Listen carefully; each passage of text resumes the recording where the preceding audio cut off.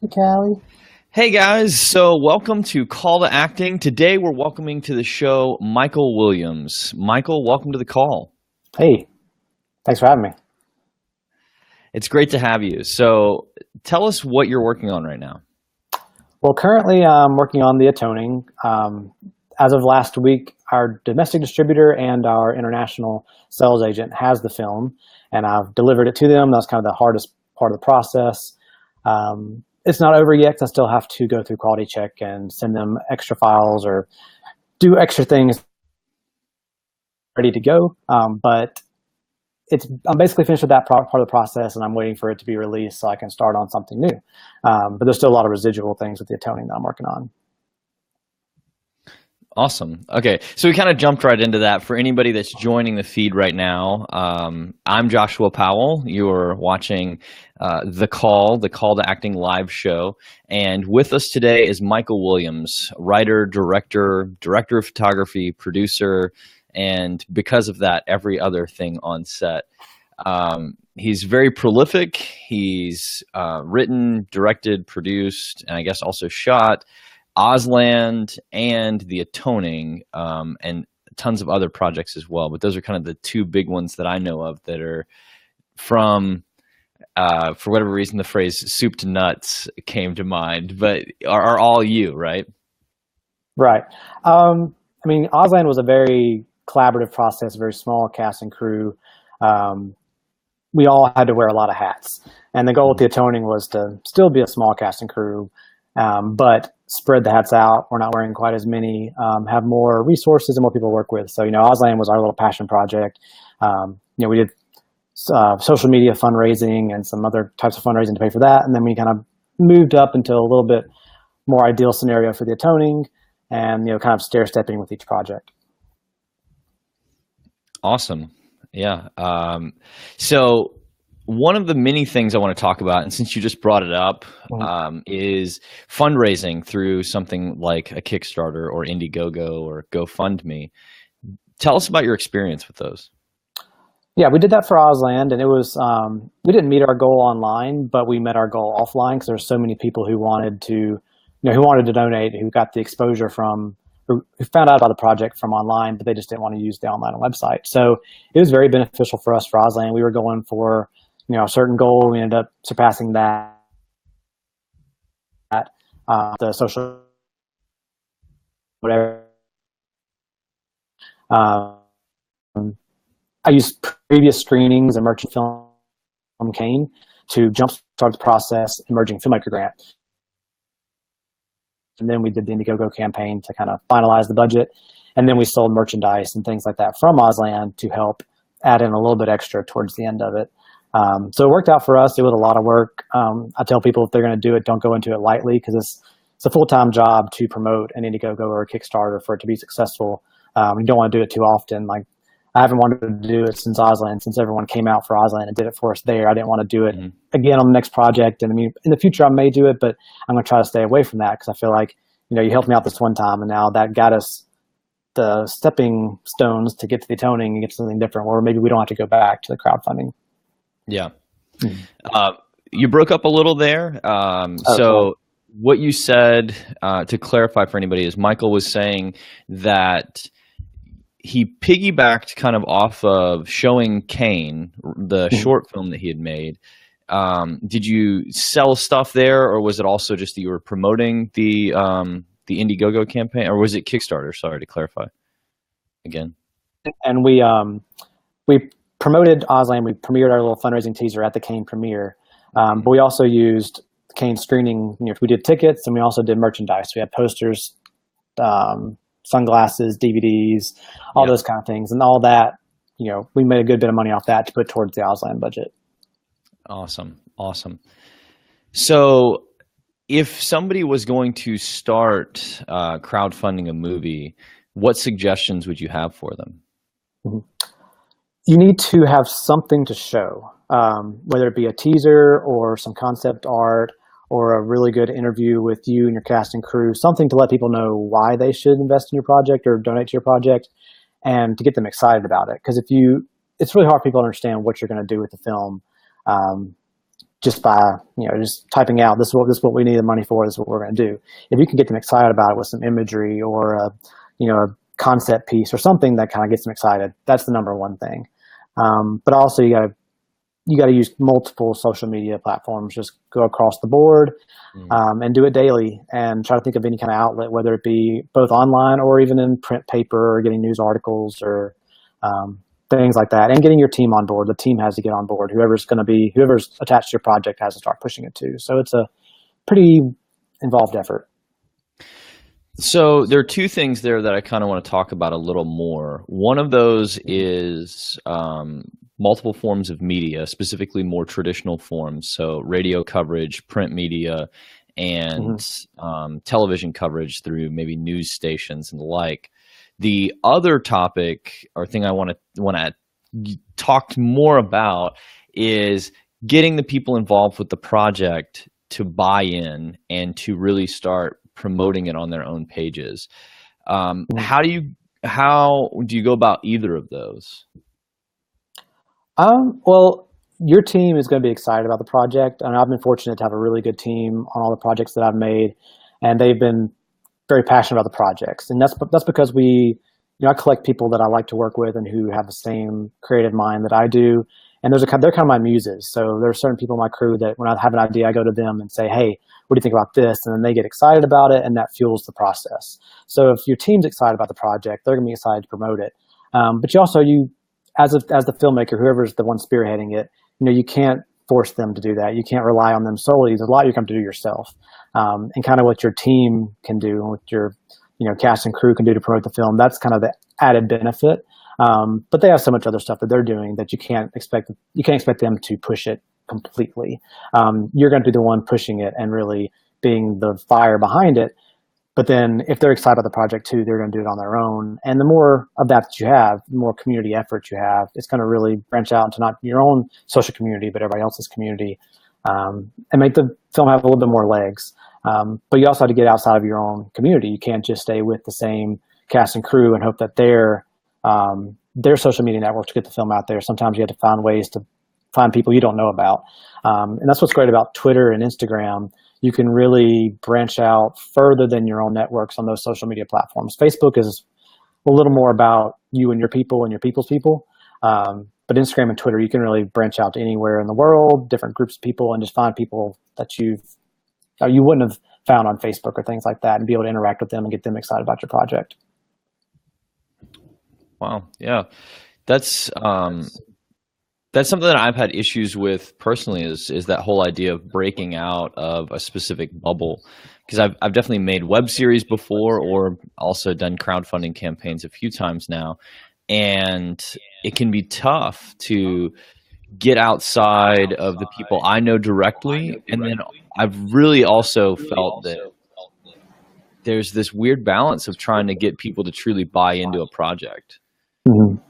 Because you as the writer or as a director may just really believe in a project, but it seems like that even actors who maybe have acted with you before won't always push stuff or want to talk about it. And I don't know.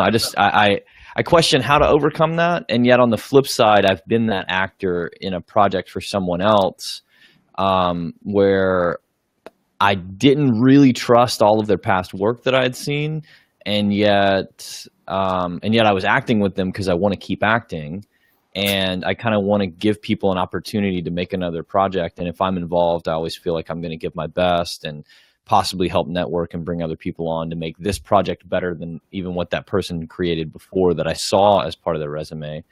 And yet, I don't know. It seems like that it's a weird balance to try to maintain that social equity as an actor when some projects fall apart that were in crowdfunding. Other projects make their bare knuckle, for example, which you were the director of photography on. We did not make our crowdfunding goal. It took us a year to get what ended up being 17-minute short film made. And yet I felt like once that film came out, I had some social equity restored to me in my community. Mhm. How do you maintain that as a filmmaker and as somebody trying to continue to be a part and collaborative with other people's projects, but knowing like at any given moment, you know, it was 6 months ago or a year ago, I asked for this money from people. And I know I'm at a point where until some projects come out, I don't feel like I can't do another crowdfunding personally. Maybe that's a Right. rule I'm putting on myself, but I don't want to do another crowdfunding until one of two different features or a short film from one of those filmmakers comes out that I can say, hey, you know, back in this point, you gave such and such money, it got set aside, and this is what was made with it. What are your thoughts about that? Yeah, you have to be. That's why I always said I didn't want to do another crowdfunding campaign after Auslan, because Auslan was successful. People came out and gave to it, and that's the reason we were able to make the movie, was because of that and the grant and the other things. But you also want to deliver, and so I think Auslan really did well with the people who supported us, because they supported us from the beginning, and they were supporting us early on and saying, okay, we're giving you this money, and now we're excited because we feel invested in it, because we see how much it's succeeding and the festivals and distribution and all that. So once you have something to show for it, I think it makes that process more I can't even talk, more rewardable. But I mean, just like you have had projects that didn't quite get off the ground. Like before I was going to do the Atoning, I was going to do a film called The Hidden Few. I'm still wanting to do it, excited about it, but it's a big. Oh, Michael, we lost you there for a second. Oh, sorry. Can you hear me now? Yeah, we can hear you now. Okay. So you said you were going to do a movie called The Hidden Few, and that's when it broke up. Okay, yeah, so The Hidden Few, and it's a science fiction film. It's probably 3 or 4 times the size of what The Atoning was. And so we developed it for a good 4 or 5 months. We're talking to investors, and we decided that we wanted to do a smaller film first. So that's why we ended up doing The Hidden. Lost you again. Okay. You bumped something. Okay. All right. So you said that we decided to do a smaller film, and then I lost you. Okay, and that was The Atoning. So we went to The Atoning so that we could prove to investors that we can do a film. We did Auslan, and The Atoning was a bigger film where we were going to have better distribution, hopefully, and have a bigger everything. So we could prove to investors that, or people who wanted to fund the film, that we could do something like The Hidden Few, which is 3 or 4 times that size. So I agree with you there. You got to fulfill your promises to people, and when you say you're going to do something, you got to do it. But you also have to keep in mind of what you can do. And so, like, if there's this project that you want to do, maybe it's not the right time to do a crowdfunding campaign or start seeking investors if you don't feel like you are ready for it. And so that's why The Hidden Few was put on the back burner, and may or may not go back to it as my next film. I'm not sure. I got to kind of assess what to do after The Atoning. So, yeah. Did that answer your question? I kind of rambled. It did. Okay. And I think that a lot of people really need to hear this type of stuff, because as far as in the community, I don't know that enough conversations happen about the crowdfunding process and how it can hurt the community. Honestly, I mean, I've had some side conversations with people about that, how having some people who at times will push really hard to get a project made, and then just go and work other films, or do other industry things. And I understand any of us at any given moment need to make a paycheck, need to pay rent, have to feed our kids, any of the above. But I don't know. I mean, I've had to assess how many times will I let certain people tell me or have discussions with me about a film and give me rough drafts of scripts and stuff like that, and then turn around and not make projects. But let's take a second, flip back to a positive note. For anybody joining us right now, on the call, we have Michael Williams. We've had a few people say hi, and I just want to read some comments. So Dorothy Weems, Daniel Williams, Jason Edwards, and Lisa, is it I can't say your name, Lisa. I can't say it. I'm sorry, Lisa. I apologize. So please shoot a quick video and like send it to me of you saying your last name. And if you comment on another video, I'll say it right. Jason Edwards actually said, I just wanted to say thank you to Michael for consistently creating quality projects. And I thought that was something you need to hear. Thank you. We have David Ellis said Michael is the man. And Abby Buxton said, whoop, whoop, love to hear your thoughts. So cool. Thanks, Lisa. All right, moving on to the next thing. So we talked some about crowdfunding, and we've talked about, before even getting on this call, or at least going live with the call, I was telling Michael that, you know, to me, he's truly a writer, director, producer, director of photography, and he wears all these hats. And so I kind of wanted to talk about all of those things. We ended up on the Kickstarter or crowdfunding rant more because it just came up in conversation. But one of the things I'm really diving into right now, speaking of creating our own work, is the writing process and trying to get myself to write, honestly, my first feature. It feels weird to say because I feel like I've created so many projects at this point, and I've been a part of rewrites of features and writing scenes and adding on, but I've not been that one person that handed over 75 to 120, 200 pages worth of script to somebody else and said, this is what we're making, let's edit. So how do you start the writing process when it comes to a feature? I used to say that I didn't like writing, but I did it because I wanted to tell the stories that, you know, I wanted to tell. So I wanted to be able to get that out by writing so I could tell it visually later. But over the past couple, I guess since Ausland, I've actually realized I do like writing. I just have to find the way that it works for me. So every film has been different. Ausland took forever for me to write. I had the idea for like 2 years and kind of just had ideas, and I would keep them, you know, written down, or I'd find references. But the only reason I wrote it was because I got the MFVA. We just lost you. You said MFVA grant, but we lost you. Grant, and then I used that to, when I got the MFVA grant based off our little synopsis and our kind of treatment, I was like, okay, I got to write it now. So I was kind of forced into writing it, but I still wrote it in a relatively short amount of time. I realized that I wanted to write a short amount of time because then I can just do it a really focused short amount of time. Okay. Like the Atoning was I guess I wrote it in 2 weeks, Wow. something like that, but it's because I was doing that every day. So like 6 to 10 hours a day, just writing. And then in the next couple of weeks, we're tweaking it and that kind of thing. But the first draft, ultimately the main bulk of the film was written in a couple of weeks. And the same with my film Antler that I've written, but, you know, hope to produce sometime in the future. It's the bigger film. So Antler was a very different process. Actually took a little bit longer time to write it. I wrote out every scene on note cards, so I kind of had it all figured out. And then I took those note cards and then wrote the script out of that. But the Atoning was just, you know, sat down and wrote it. I had all my ideas written out and influences, and had some soundtracks playing, and I would just write. Mm-hmm. I didn't have a structure to begin with. I just kind of had a beginning, middle, and end kind of. But Okay. Same with Ausland. Ausland was a beginning, middle, and end, and some key points. But then to dictate how I wrote Ausland, I read the book, The Wonderful Wizard of Oz, as if I was Leaf.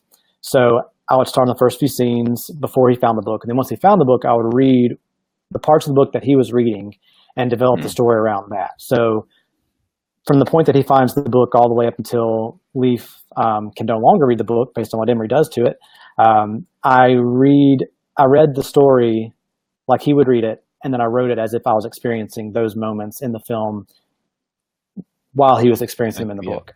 And then I never read after the point where Leaf didn't read after. So I don't know. I mean, I've seen the movie. I kind of have an idea of how the book ends, but I never, once those pages were ripped out of the book, I didn't read past that because I didn't want that to influence what Leaf would know and what I knew as a writer, because all that we knew is what Leaf and Emery knew in that film. So that was a kind of a weird process of writing it while reading the book at the same time. So that's kind of the process, but it kind of changes on different projects. But I do like to write in a very quick, short amount of time, so I'm focused on that. Okay. But the long process is like the 6 months before while I'm thinking about a film. Like right now, there's a film that I don't have a title for, but it's a little thriller that I want to make. And I've been thinking about it for 6 months and just slowly getting scenes and getting structures and getting characters and ideas. And they'll be all compiled. So when I do actually sit down to write, I have all this material to just start throwing into the script and hopefully can write it in a quick amount of time. Wow.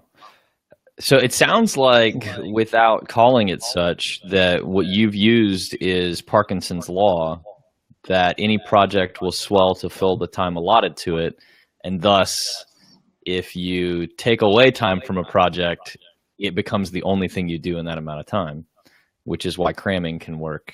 And that's basically what you've done with writing. I work better under pressure. So, wow. And like the Atoning was a lot of pressure, just like from the writing standpoint to the shooting it, because it was basically completed 6 months from conception to completion. So, and I guess around this time or a little maybe earlier in May of last year is when the idea, like I've had the idea for a while, but it was just a concept, just a premise.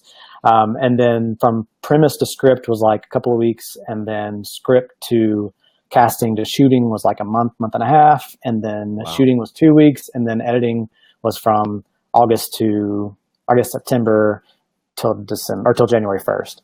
So that was when it was like basically done, but then we had a lot of residual, stuff to do from January till now. But the film itself was kind of put together in 6 months, which was too fast. It was too fast? What'd you say there? I think we lost your audio again. Well, can you hear me?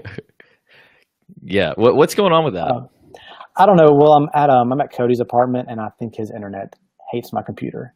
So. I see. Okay. Yeah. So I said it was too fast, and then I lost your reply. Oh, I was just saying I don't recommend making a film that fast. I see. Especially when you have to wear so many hats, and your team has to wear so many hats. Okay. So you said you seclude yourself, you have music, you have whatever resources you've compiled over time, whether that's specifically a book that the story is based around, or personal notes, character development, stuff like that. What program do you write in? I use Celtics. Okay. So you use you use a free version, the online cloud service, or you currently pay? I currently pay. I can't remember why I think for the Atoning I had to pay for it so that I could do my revisions, because you can't do like proper revisions in the free version. Wow.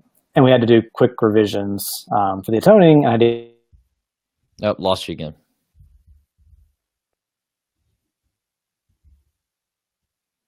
Try without that phone. Okay. There we go. Is that better? There we go. Is that better or worse?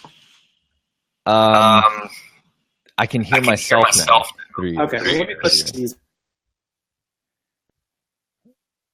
Sorry about the technical difficulties, guys. Thank you for all the comments. Abby Buxton said that Mark Zuckerberg said it best: creative people don't just rely on an aha moment. They have small ideas that evolve and build over time. Mm-hmm. Do you I was just trying to cover while you fix your end. But I think that really applies to what we were saying earlier with the whole idea of compiling stuff. So we were talking about writing softwares. Yeah, and about that, like the film that I said I don't have a title for that I'm kind of working on as a smaller thriller that I could do. Mm-hmm. I'm really excited about it, but I guess around September, November last year, I saw a picture on the internet. And I won't tell you what the picture is just because I don't want to give away too much. But there's a picture, and I was like, that'd be an awesome film, but I don't know what I would do with it. And so there's several scenarios that run through my head every once in a while. And it wasn't until like a month and a half ago. I made a stats about it. I don't remember when that was, but I made a stats about how I finally had. We lost you again, man. Say it again. What? Can you hear me? Now you're back. Okay. And so I had that kind of aha moment where I've had this picture in my head. I knew it'd be a great film, but I didn't know what the story would be and how to make it compelling. And then finally it clicked. And then there was just a rush of ideas, and I had to write all those down. So it went from a premise, or not even a premise, just an image with no idea of what to do with it, to within like an hour having the entire film basically figured out, like, okay, this is what this film's about and what the characters are and where they go. And then since then, it's been like building small details here and there of the character or the sets or whatever else I'm keeping notes of. So basically, when I get around to writing that one, I'll have it all kind of figured out. But it's all like kind of happens in the head, just here and there when I get bored. That idea of having an image first and then kind of ideas developing from it reminds me of an interview I heard recently, and I cannot think of the writer's name. She, I can't think of her name, but basically she talked about how people will tell her that they can't write or talk to her about their issues with writing, and she'll ask them about their shoes or a shoelace or their jacket and say, you know, just in basically using objects and the stories that are built in when we look at a specific object, and saying, like, if you can sit there and write 500 pages about the shirt that you wore yesterday because of all the experiences you've had in it, or just even picking one experience and then elaborating and being really detailed about it, then you can write anything. And I think sometimes that idea of latching on to a picture or that icon that is like the symbol or that one line, that quote or something, that has propelled me before with a project, to have something to go back to and kind of reignite that creative energy. No, yeah, I agree, because I can't write something unless I'm passionate about it and have a reason to write it, and I feel like it's relating to me in some way. So the Atoning, if you've seen it, you probably don't think I relate to it that much because obviously I've never done or experienced the things those characters have experienced. But that was the hardest part when I was going from concept to script, trying to figure out how to make it work, was because I didn't feel personally connected to the story in the beginning. And I had to figure out how to make myself personally invested in these characters, each character, because I can't just, it's hard for me just to write a character just to say lines. I have to figure out. Sorry, I was waiting a second to see if it came back. You said write a character just to say lines. Yeah, so it's hard for me to do that. I would have to have can you hear me now, I guess? Yes. Okay. A character that can somehow relate to my own experiences, or I feel like I'm speaking through them. So I have to relate to them in some way, even if it's the bad guy or something that's totally unrelated to me in real life. I'd find some way to bury my own meaning into them or something. And so with the Atoning, once I found those moments for each of the three main characters and figured out what the film was really about imprisonment and different themes that I really, really wanted to explore, then I could dig deep into the story and really figure it out and to make it to where I actually like it. I can actually enjoy writing it and feel. Oh, we lost connection there for a second. Like you froze on us. If anybody is just now joining us, Michael Williams is on the call. If you have any questions for Michael, just comment below and I will see them. I have a little feed that comes up here on the side of my screen, and we can have Michael answer those. I do apologize for any of the technical difficulties that we've had thus far, but thank you for the people that have hung in there with us. Let us know you're still there if you've been here from the start, or if you're just watching, just comment with an X if nothing else. Go ahead, Michael. What were we talking about? You were talking about really caring about the characters, connecting with them, and the ideas that you wanted to explore, such as imprisonment and some other stuff. Hey, Daniel, glad you're still here. And with that, I think that might be actually where the internet froze for a second. And then, I was basically done my idea, but that is that you have to, as a writer, you have to be passionate about what you're doing and see the layers. You know, it's not just a story and getting to the end. You got to figure out how the characters are working into whatever you're trying to do, to where you are expressing. It went out again. It's okay. It's okay. Is there like a specific spot that when you, because I feel like sometimes you start to talk and it wobbles the computer or something, and then we lose it. Okay, I'm just going to be really still if that has anything to do with it. Okay. All I'm learning, so for anybody out there, I have really embraced the perspective of everything in life. If you make it an experiment, it makes things go better. And my wife can attest to the fact that whenever I'm too serious about something, I end up frustrated about it instead of enjoying the moment. And so to me, this is actually kind of funny, and it's almost, I'm just going to write a list of rules for other guests off of this.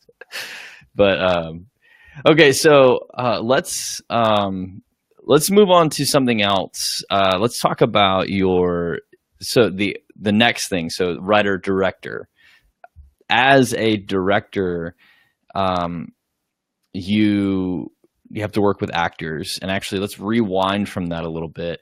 As somebody who's a writer director and producer, you end up watching a lot of casting videos as well, and or being friends with actors who hit you up like, hey Michael, when you make something else, put me in your project.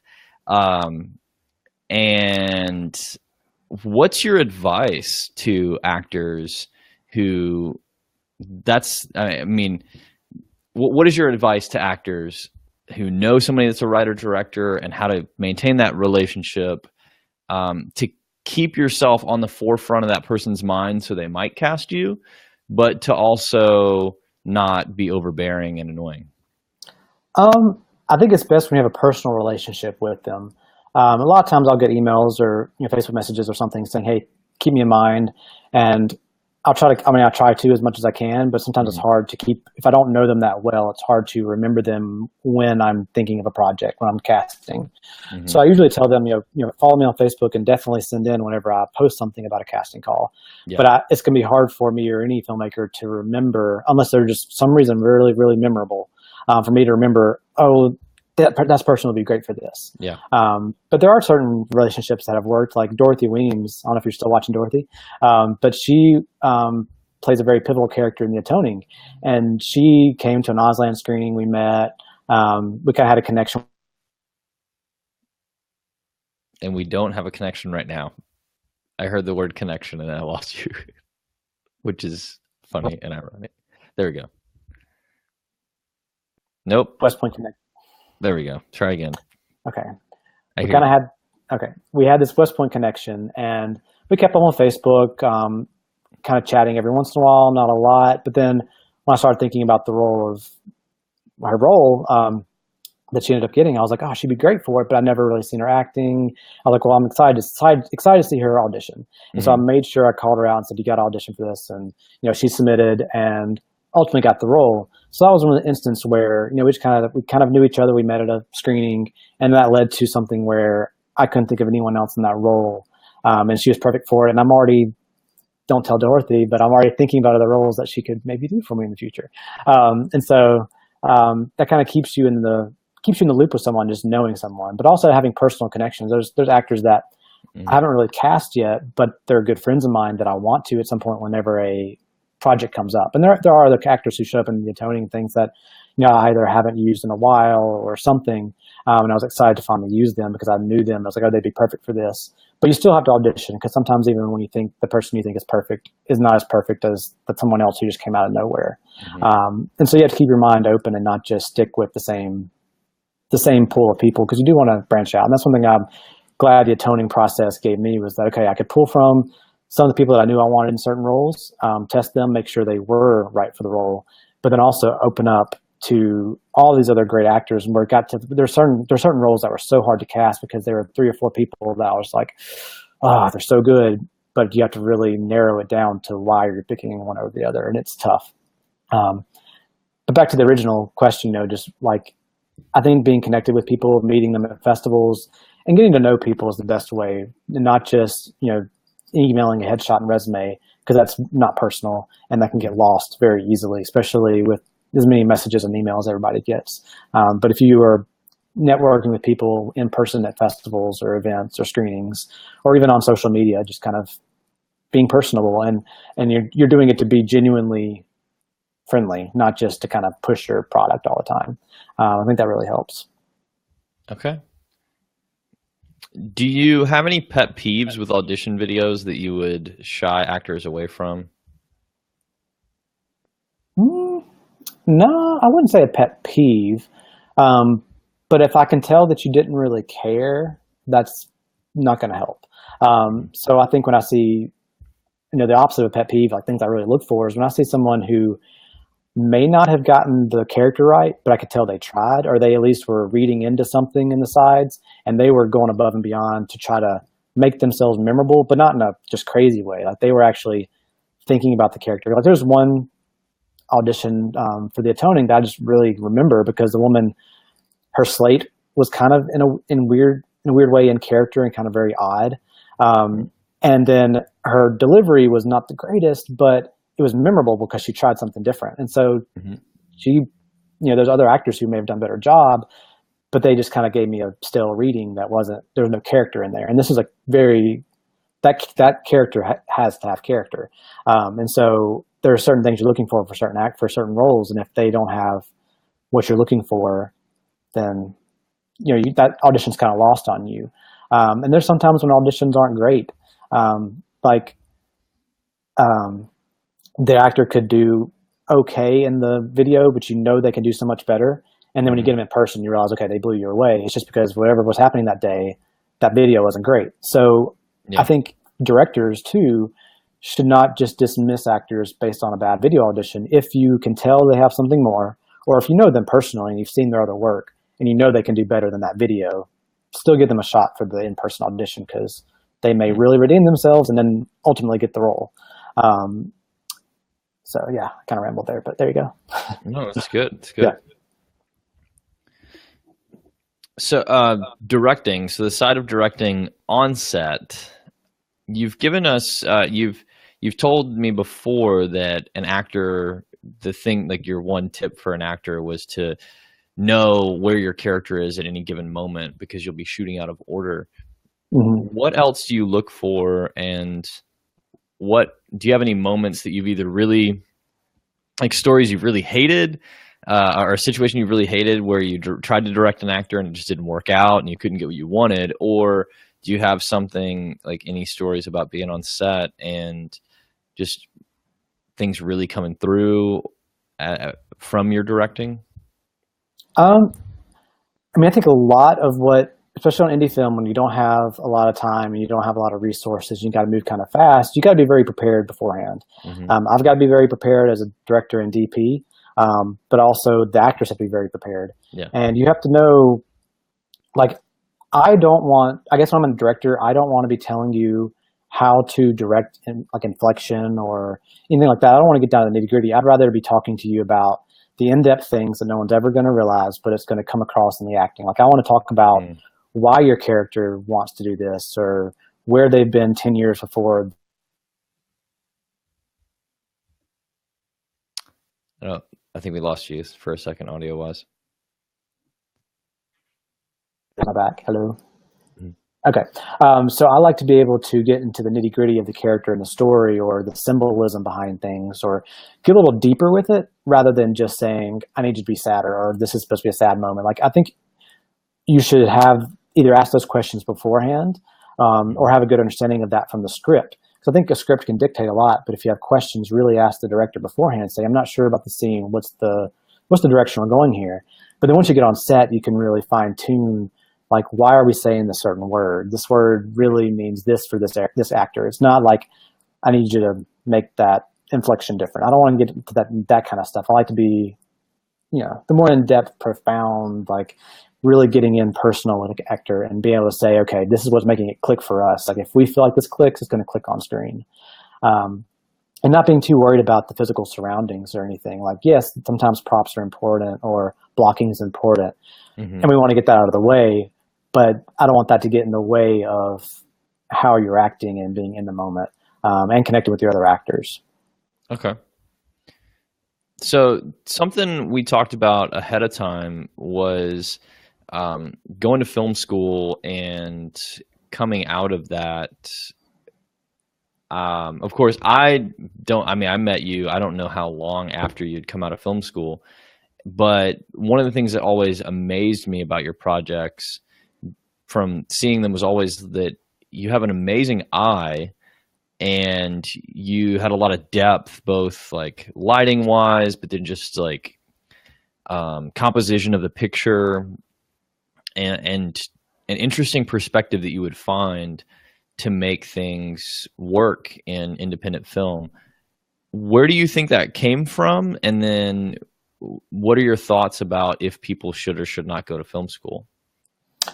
I think college in general in our country, since a little political, not everyone should be forced to go get a 4-year degree. I think to pick certain trades, you may not need that 4-year degree and just puts you in debt and all that kind of thing. But I mean, I'm glad that I went to school for 4 years, and yes, I have debt to pay back, but it was experiences that I received, and I think it's good to have a 4-year degree that you can fall back on. But if for some reason you can't go to school or you can't afford.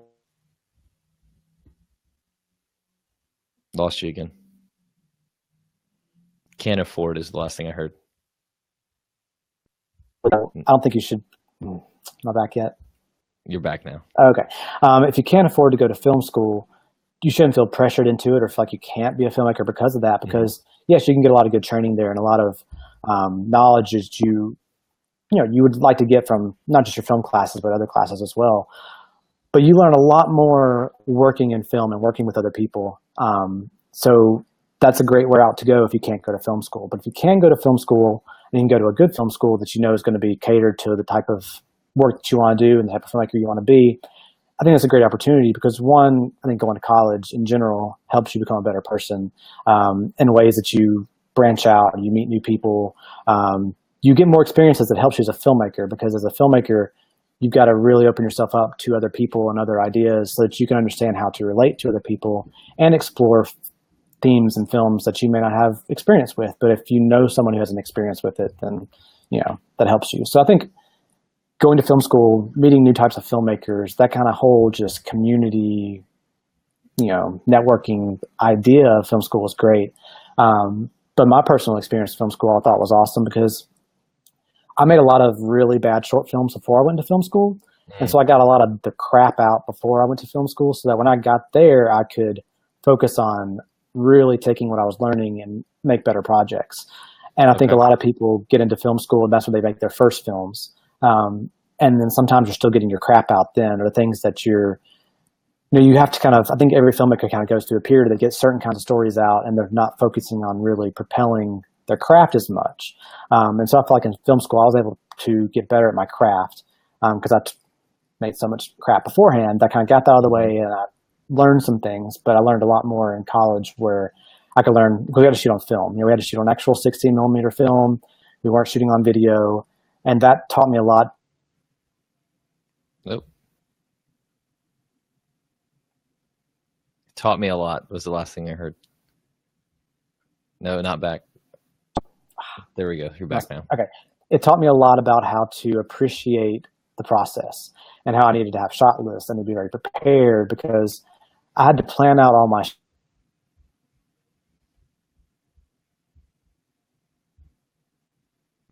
You were saying you had to plan out all your shots. Out all my shots because I could only afford 4 film reels. And that was 40 minutes of footage.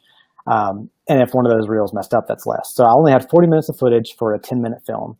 And it was kind of an epic little 1970s war film. So it was difficult, but it taught me to appreciate that I got to go into a project very prepared. I need to even if I have limited resources, I have to make the most of those and be very economic in the way that I do things. So I think a lot of filmmakers need to think about that too. Don't just go in and just shoot a bunch of stuff and put it together in post. Really think about the project when you go into it in which you really need to tell the story. 1, you'll save time. 2, you'll save money. And you'll have a more cohesive project that feels like it had a vision from the beginning to the end.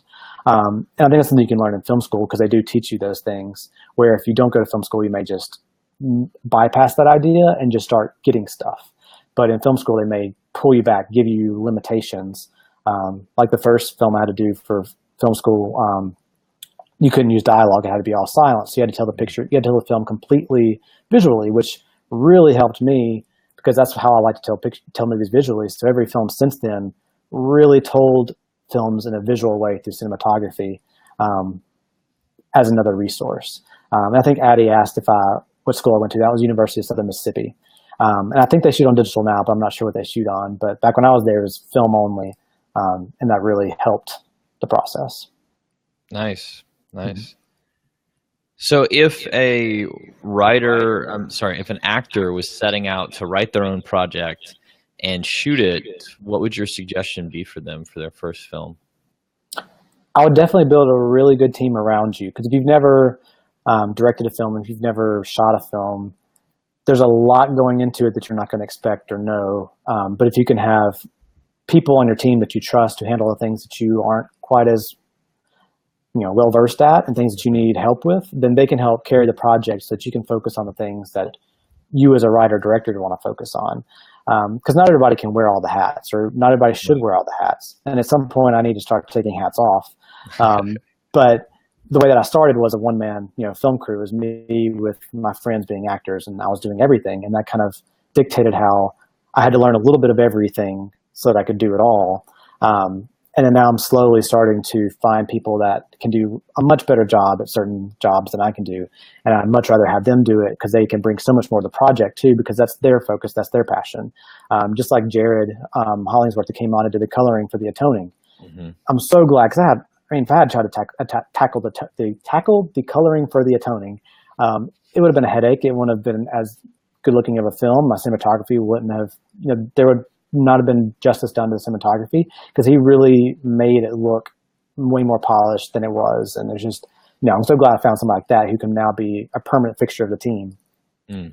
And so, when you're starting off, you got to start finding the people that you like and you trust, and who can work the way that you work. And, you want to have people that are kind of like your muses. Like, there's certain people on my team, I'm just like, I consider them my muses, where when I hang out with them or I see them, I just get so inspired and so excited, because they build me up, and not like a compliments, but they build me up because of their excitement about projects. Like when we talk about a film, their excitement for a film gets me excited.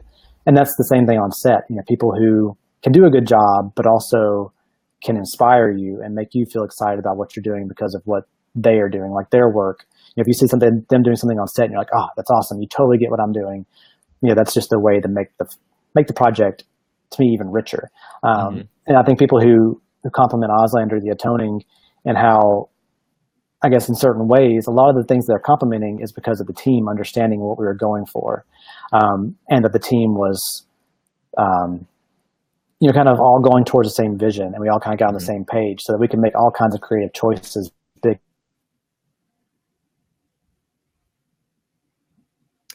We lost you on creative choices, but that was a really good answer from what you said, and inspiring with telling us to put together a team. I know one of the things that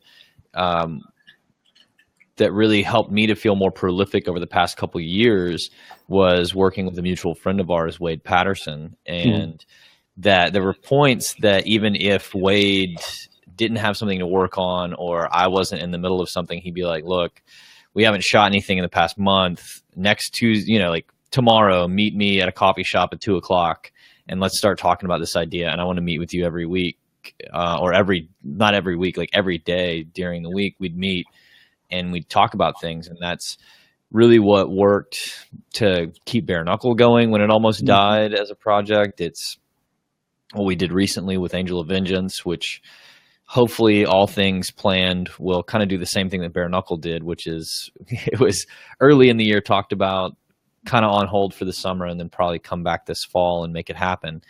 And that team aspect though, because Wade, I feel like I've brought some people to the table, but I know as Wade's continued down the process with projects that I've been able to act in, that he has brought you on a lot of them to shoot, and then he's still maybe cut as the editor himself, but in some cases passed editing or sound design off to Chase Everett or he's a man. Chris Lott as a person, as a part of the team, to put together a score for things, or for Poison Tree Blues, some of that score and some of the sound design was actually done locally by a guy named Michelle with Crown Studios here in Jackson.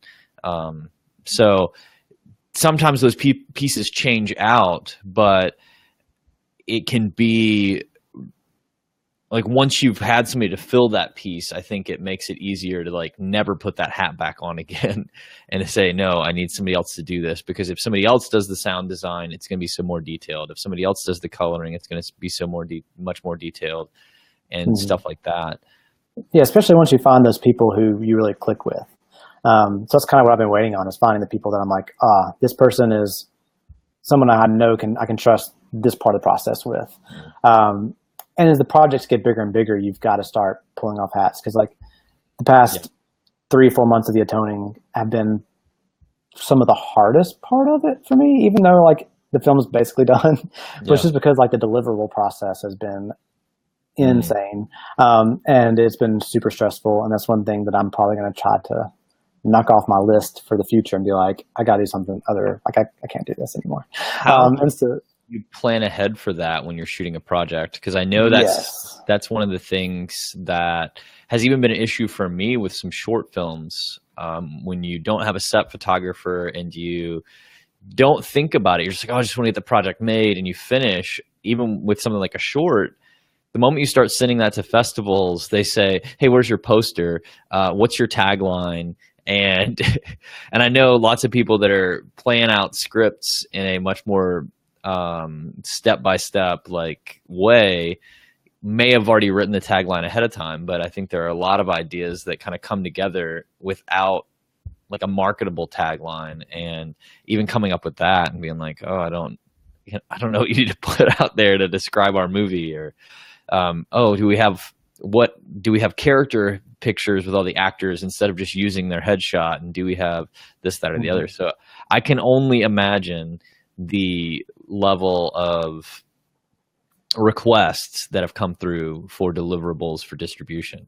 Yeah, I mean, I kind of had an idea of what we were going to need, because Auslan, we went through distribution, but our deliverable list was at that time was difficult, but it wasn't that bad, and we got it done. It was over and done with. We didn't have a huge quality check process, but with the Atoning, it's been a much more involved process, which hopefully means bigger, better opportunities. I mean, I'm hoping that's the case, because like they're definitely needing a lot more than I expected.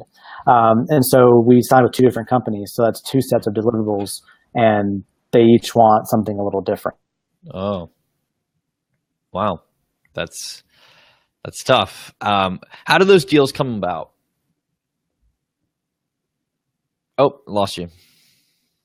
Okay. I can hear you now. Okay. So with the Atoning, my first thing was I went back and sent the film to any distributor who was at least nice enough to respond to me from Auslan. So, because with Auslan, I sent it to like 150 companies worldwide, just sent it out. And probably 40% of those replied back with either, we're not interested, but thank you, or we watched it, we thought it's great, but it's not something we want. But they at least had some kind of nice response. So I went and sent the film to all those companies first. And then that led to probably 4 or 5 deals coming in for the Atoning, because I did remember Auslan, and they thought the Atoning was a much more marketable film, which was our goal, because Auslan was a passion project. And then my co-producer, Michael LaCour, once we had a lot of those deals online or on the board, on to the table or whatever, he went and pursued other companies that he researched. And then we got those offers in, and then we kind of just slowly narrowed it down over like a month and a half of just talking to these people and figuring out which companies, because some people would go with one company for everything worldwide. Some you'd split it, international, domestic. And we ended up splitting international and domestic and going with Gravitas Ventures for domestic and Cardinal XD for international sales representation. And so, they were the companies that we feel could do the best for the film at this, at this point. And lost you there. You said at this point that those 2 companies could do the best for the film, and then you were describing the deal process. Yeah. And so now I'm waiting for them to have everything they need so that they can start doing their job, getting it out there. And that's what I'm excited about. It's just the deliverable process is a headache for any filmmaker, especially quality check. And so like today I have to go send another little patch to fix something for one of the companies. So hopefully once all that's finished, it passes QC, they're all good to go. They have everything they need, and they can set a date and start getting it ready to distribute. So it's an exciting process. It's just, it's a headache to get there. But it's exciting once you can, because you know that you're working towards something.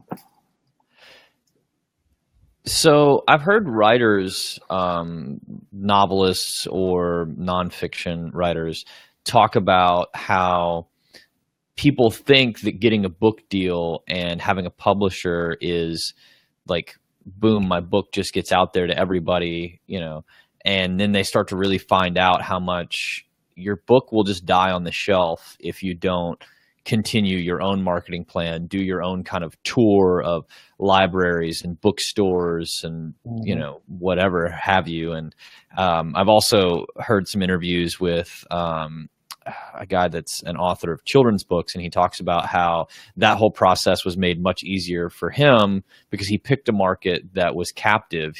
He could literally schedule a year where 5 days a week he goes to a different elementary school as a writer, gives a presentation that's worth something to all these kids, talks about how to write, how to get into it, the creativeness of his fantasy world, and all this type of stuff.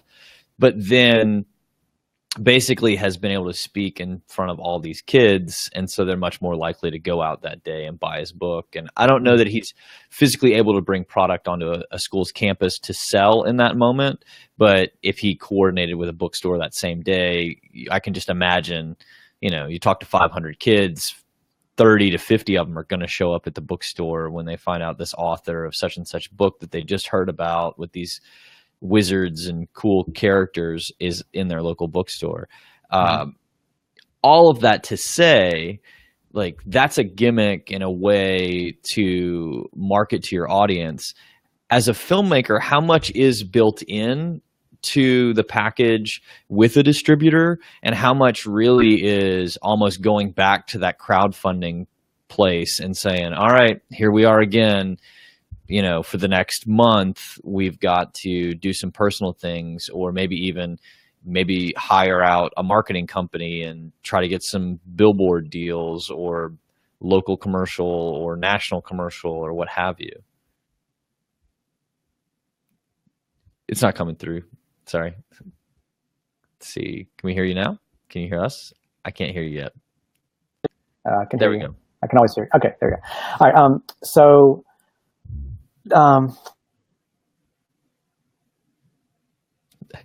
you said and then started your answer and it cut off. Thank you to everybody again for sticking with us, and to anybody that's viewed, and thanks for dealing with any of the technical difficulties and being understanding. But Michael, you're on. Okay, so with any company that you sign with as an independent filmmaker, the marketing of that film is going to be reliant on you and your team, but mostly you. Because yes, like the companies that we signed with have marketing caps and marketing budgets, but that only goes so far. And a lot of that is just for inherent expense that they're going to have. And so the day-to-day marketing of your film from prior to release, and the 1 to 2 years after is still on you. I'm still marketing Ozland every single day on Instagram, Twitter, Facebook, everything, to help continue to drive sales, because if I don't, the film won't make money, because there is no one else out there driving the film sales. And Amazon and different sites have an algorithm that kind of helps push it to different people, saying, hey, you might like this, but it's not going to do much if I am not promoting it. And same with the Atoning. I know that I'm probably going to be promoting the Atoning actively for the next 2 years, and the whole team needs to, if they want to see the film do really well, because a distribution deal is basically a distribution deal. They're going to get your film out there into these different outlets, and they'll market it to some degree.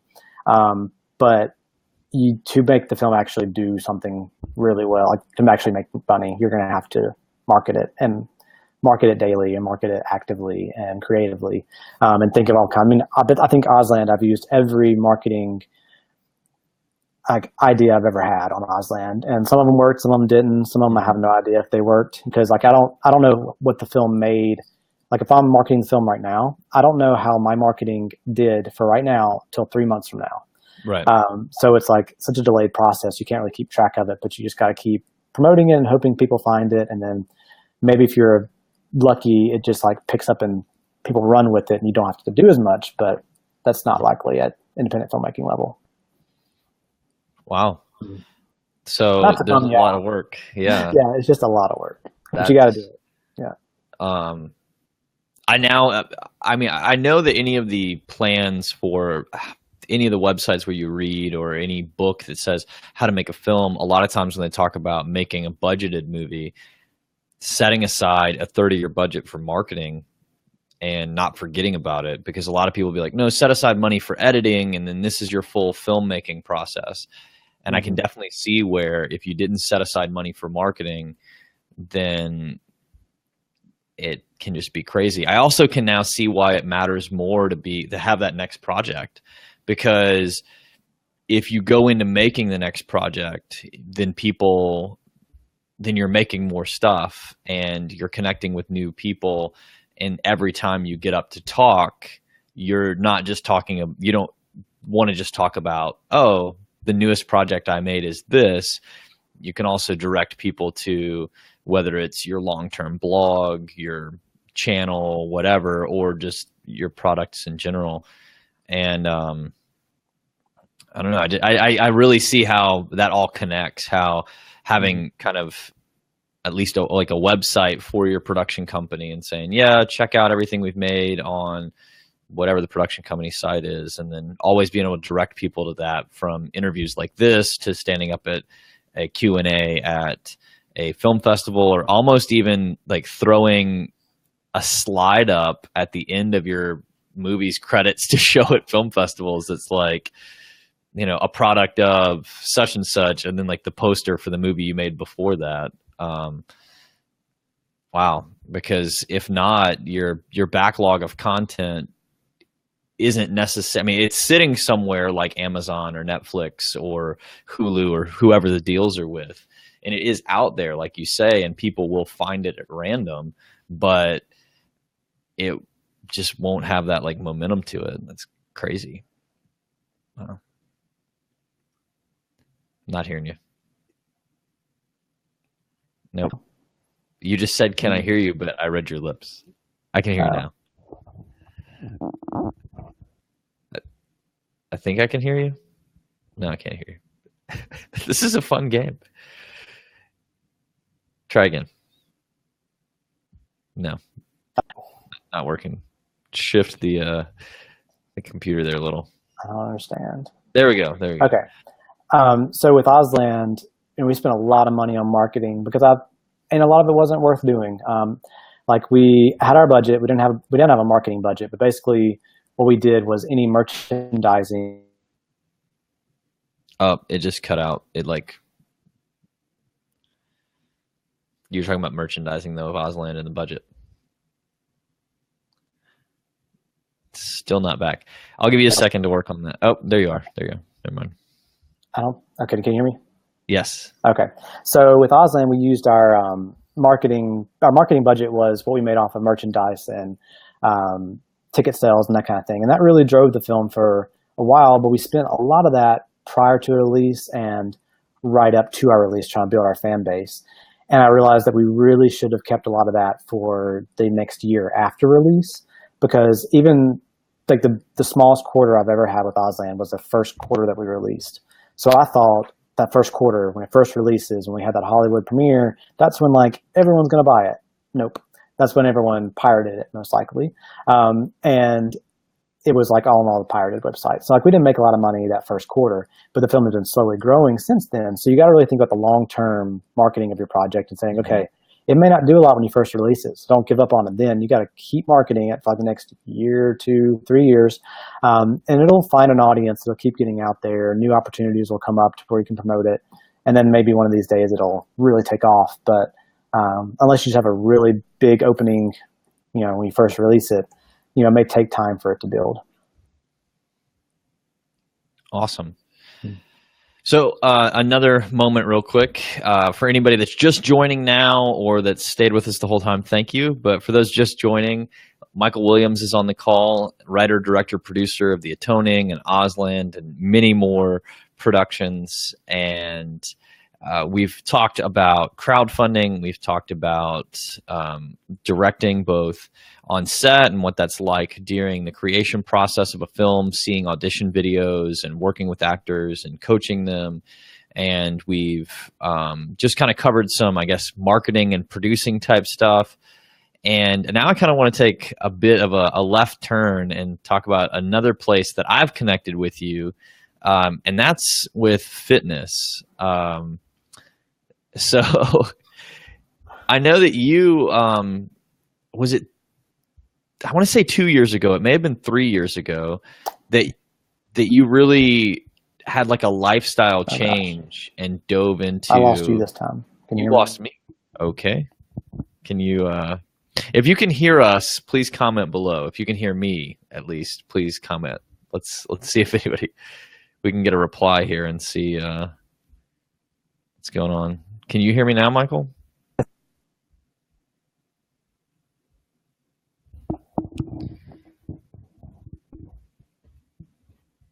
Hello? Yeah. My audio equipment's working on my end. I'm not sure what just happened.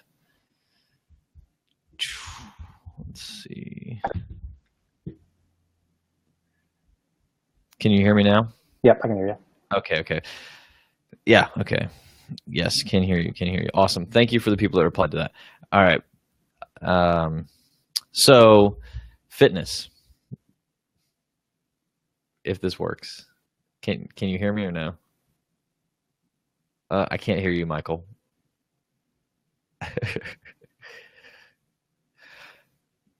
Let's try one more time. Okay, go for it. All right. Can you hear me now? I can hear you. Okay. Talk to us about fitness, your fitness goals, and your personal transformation, because I know that you definitely had one. Okay. Well, at the end of 2014, early 2015, I think it was, I've been working out but not really doing anything good. But then I'm actually a filmmaker that I met back in 2010 at the Magnolia Film Festival is Dan Masucci. And when I met him, he was a larger guy. But then since then, keeping up with him on Facebook, I haven't seen him since 2010, but I've been keeping up with him on Facebook, and I saw his transformation. I was like, oh, wow, he's like really doing something. So I kind of bit the bullet and I was like, okay, what are you doing? I want to do that too. And he was doing the 21-day fix, beach body thing. And so I kind of forced myself and I was like, okay, I'm going to pay the money to do this. And I'm going to prove that it cannot work because there's no way that in 21 days you could actually do anything. And so I did it and I followed it very strictly. Kind of wanted to prove it wrong, but also since I paid the money, I'm going to do it.